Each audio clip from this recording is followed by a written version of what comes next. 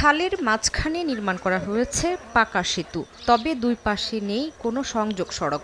সেতুটি ব্যবহার করতে না পেরে 4 গ্রামের 1000-এর বেশি মানুষ দুর্ভোগে। 2023 সালের নভেম্বরে শেষ হয় জামালপুরের ইসলামপুর পৌরসভার কাচিহারা এলাকার খালে 10 ফুট দীর্ঘ ও 5 ফুট প্রস্থের পাকা সেতু নির্মাণ কাজ। অথচ সেতুর দুই পাশে নির্মাণ করা হয়নি কোনো সংযোগ সড়ক। খালে পানি থাকায় সেতুর চারদিকে ধান চাষ করছেন স্থানীয়রা।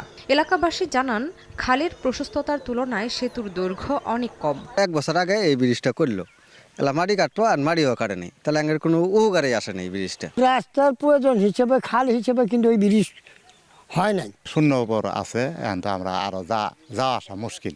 ব্রিজ কোনো কাজও হয় নাই, ওই এক বাড়ির জন্যই দিছে আর টেহা কয়টা খালি আত্মসাৎ করছে। তবে শিগগিরই সংযোগ সড়ক নির্মাণের আশ্বাস পৌরসভা কর্তৃপক্ষের। মাটি আমাদের ভরাট ছিল, কিন্তু সেটা ধুয়ে হয়তো বাইরেতে চলে গেছে।